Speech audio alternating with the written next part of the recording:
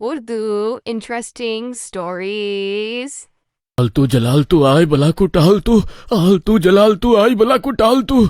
बस आज रात किसी तरह हम उस चुड़ैल से बच जाए तो फिर कभी इतनी रात गए अपने घर से बाहर नहीं निकलेंगे। ठीक कहा भाई, पता नहीं हमारी कौन सी मती मारी गई थी जो इतनी रात में शादी से लौट कर आ गए। इससे अच्छा तो हम लोग वहीं पर ही रुक जाते। मदन और सुरेश रात के लगभग 1 बजे अपने एक दोस्त की शादी से लौट रहे थे, लेकिन उन्हें ये डर था कि कहीं उन्हें गांव में वो चुड़ैल न दिख जाए जो आजकल गांव के लोगों की उंगलियां काट रही थी। वो रात में दिखने वाली लोगों की उंगली काटकर अपने साथ ले जाती थी, जिसका खौफ गांव में बुरी तरह फैल रहा था। मदन और सुरेश भी जल्दी जल्दी अपने घर की तरफ बढ़ रहे थे कि तभी उन्हें पीछे से किसी चुड़ैल के हंसने की आवाज आती है। तुम्हें क्या लगता है कि बिना आवाज के अपने घर की तरफ जाओगे तो मेरी पकड़ में नहीं आओगे? मेरी पकड़ से तो अच्छे नहीं बच पाए तो तुम क्या चीज हो? अब तुम्हारी उंगली काट कर भी मैं अपने साथ लेकर जाऊंगी। अरे नहीं नहीं चुड़ैल बहन, हमें छोड़ दो। वैसे भी हमने तुम्हारा क्या बिगाड़ा है? अरे हम तो चुपचाप शादी से वापस आकर अपने घर जा रहे थे। तुम्हें क्या मैं कोई इंसाफ की देवी लगती हूँ जो तुम्हारे कुछ गलत करने पे ही तुम्हें सजा दूंगी? है? और ये सजा नहीं है, मुझे बस तुम्हारी उंगली चाहिए तो चाहिए। दोनों चुड़ैल से बचने के लिए वहाँ से भागते हैं, लेकिन चुड़ैल उड़ती हुई उनके सामने आकर खड़ी हो जाती है और अपना चाकू निकालकर उन दोनों की एक एक उंगली काट कर ले जाती है। उंगली कटने की वजह से उन दोनों को इतना दर्द होता है कि उनकी चीख पूरे गांव में गूंजने लगती है। उनकी चीख सुनते ही गांव वाले समझ जाते हैं कि गांव में आज फिर से किसी की उंगली कटी है। हे भगवान, कहीं उस चुड़ैल ने सुरेश जी की तो उंगली नहीं काट ली। मैंने उनसे कहा था इतनी रात गए शादी से वापस मत आना, लेकिन लगता है उन्होंने मेरी बात नहीं मानी। सुनीता परेशान होकर ये सोच ही रही थी कि तभी सुरेश घर आता है। उसका हाथ खून से सना हुआ था। अरे, आपके हाथ से तो खून टपक रहा है और आपकी उंगली, इसका मतलब सचमुच उस चुड़ैल ने आपकी उंगली काट ली। हाँ सुनीता, वो चुड़ैल सच में मेरी उंगली काट कर ले गई। ना जाने वो ऐसा क्यों कर रही है।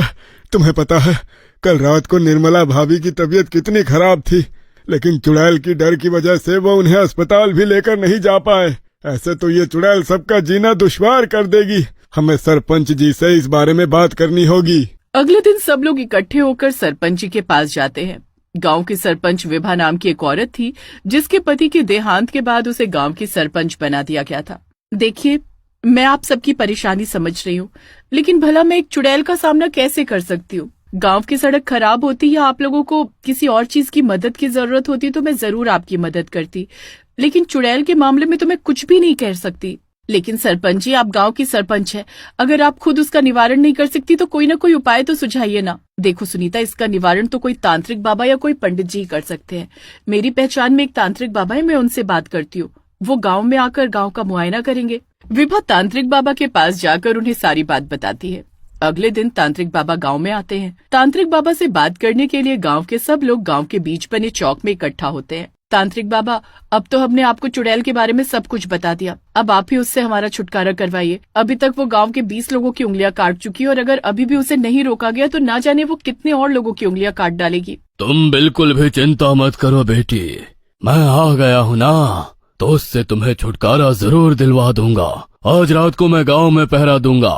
वो चुड़ैल मेरे सामने जरूर आएगी और उसके सामने आते ही मैं उसे कैद कर लूंगा। तांत्रिक बाबा रात को जाकर पूरे गांव में पहरा देते हैं। वो हर जगह चुड़ैल को ही ढूंढ रहे थे। चुड़ैल भी गांव में किसी इंसान को ढूंढ रही थी। तभी चुड़ैल को तांत्रिक बाबा की गंध आती है। इंसान की गंध सूंघकर वो तांत्रिक बाबा के सामने आकर खड़ी हो जाती है। तू यहाँ पर क्या कर रहा है? मुझे तेरी उंगली नहीं चाहिए, जा यहाँ से। मैं यहाँ तुझे कैद करने के लिए आया हूँ और तुझे मेरा डर ही नहीं है। गाँव वालों की उंगलियां काट काट कर बहुत परेशान कर चुकी है तू, लेकिन अब मैं तुझे उन्हें और परेशान करने नहीं दूंगा। तुम मुझे नहीं रोक सकते तांत्रिक, क्योंकि मैं बस अपना बदला ले रही हूँ और जब तक मेरा बदला पूरा नहीं हो जाएगा तब तक मैं नहीं रुकूंगी और ना ही तुम्हारे हाथ आऊंगी। इतना बोलकर चुड़ैल जल्दी से तांत्रिक बाबा के सामने से गायब हो जाती है। तांत्रिक बाबा भी सोच में पड़ जाते हैं कि ये चुड़ैल किस बदले की बात कर रही थी। इसे भला गाँव वालों से क्या बदला लेना है। अगले दिन तांत्रिक बाबा फिर से गाँव वालों से मिलते हैं। आपने कल रात चुड़ैल को पकड़ लिया ना बाबा, अब तो वो हमें परेशान नहीं करेगी ना? वो मेरी पकड़ में नहीं आई और अब वो मेरी पकड़ में आएगी भी नहीं। क्योंकि वो अपना बदला पूरा कर रही है। लेकिन आखिर उसके मन में ये बदले की भावना कहाँ से आई है ये मैं नहीं जानता, और जब तक मुझे ये पता नहीं चल जाता तब तक मैं उसका निवारण नहीं कर सकता। तुम लोग सच सच बताओ, कहीं तुमने तो चुड़ैल के साथ कुछ नहीं किया था? अरे आप कैसी बातें कर रहे हो बाबा, भला हम चुड़ैल के साथ कुछ बुरा कैसे कर सकते हैं? वो आपको भरमाने की कोशिश कर रही है, आप उसकी बातों में मत आइए। तांत्रिक बाबा वहां से चले जाते हैं और अपने ध्यान पर बैठते हैं। वो चुड़ैल से बात करने की कोशिश कर रहे थे, लेकिन चुड़ैल उनके सामने ही नहीं आ रही थी। उसी रात गांव में एक बारात वापस लौट कर आती है। बाकी सब लोग पिछले गांव में रुक गए थे, लेकिन दूल्हा अपने परिवार के साथ आ रहा था। अचानक गाड़ी खराब हो गई और उन लोगों को पैदल चलकर आना पड़ा। दूल्हा दुल्हन सबसे पीछे चल रहे थे, तभी चुड़ैल ने आकर उनका रास्ता रोक लिया। बेवकूफ लोगों, जब तुम्हें पता है कि रात को यहाँ पर आओगे तो मैं उंगली काट लूंगी, फिर भी यहाँ पर आ गए। उंगली? कौन सी उंगली? हटो और जाने दो हमें। चुड़ैल जैसे ही उनकी उंगली काटने के लिए अपना चाकू निकालती है, वैसे ही तांत्रिक बाबा पीछे से चुड़ैल के ऊपर अभिमंत्रित भभूति को छिड़क देते हैं। चुड़ैल वहीं पर गिर जाती है। तभी तांत्रिक बाबा जल्दी से उसके चारों तरफ एक गोल घेरा बना देते हैं। सभी गांव वाले वहां पर इकट्ठा हो जाते हैं। है, आ ही गई तांत्रिक बाबा ये आपकी पकड़ में। अब पूछिए इससे कि किस बात का बदला ले रही है ये हमसे। सच सच बता कि तू इन गांव वालों के साथ ये सब क्यों कर रही है? क्यों इन लोगों की उंगलियां काट रही है? नहीं बताऊंगी, मैं बिल्कुल भी नहीं बताऊंगी। तुम्हें जो करना है कर लो। अच्छा, तो मतलब तू ऐसे नहीं मानेगी? तांत्रिक बाबा वहां पर एक यज्ञ कुंड बनाकर तैयार करते हैं और मंत्रों को पढ़ते हुए चुड़ैल पर भभूति छिड़कने लगते हैं, जिससे चुड़ैल जोर जोर से चिल्लाने लगती है। छोड़ो मुझे, बंद करो ये सब, वरना मैं किसी को नहीं छोड़ूंगी। तू अब मेरी पकड़ में है, इसलिए किसी को नुकसान नहीं पहुंचा सकती। सच सच बता, तू ये सब क्यों कर रही है?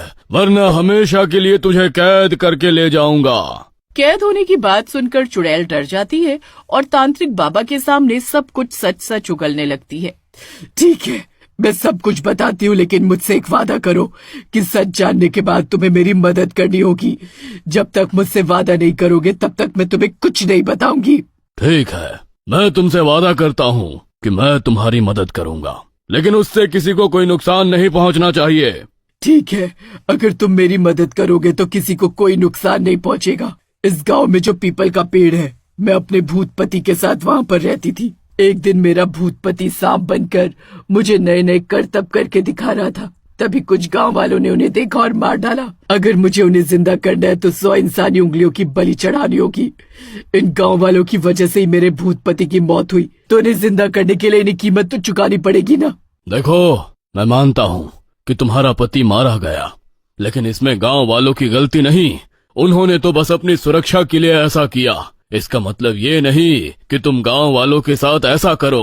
तुम्हारे पति को बचाने का कुछ और भी तो रास्ता हो सकता था। नहीं, भूतों की दुनिया में और चुड़ैलों की दुनिया में ऐसा नहीं होता। मैं 100 उंगलियों की बलि देकर ही उन्हें जिंदा कर सकती हूँ। इसलिए जब तक मैं 100 लोगों की एक एक उंगली नहीं काट लेती तब तक चैन से नहीं बैठूंगी।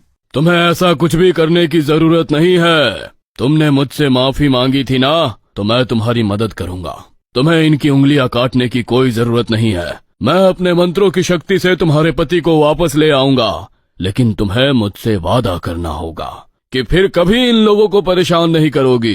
ठीक है, मैं तुमसे वादा करती हूँ।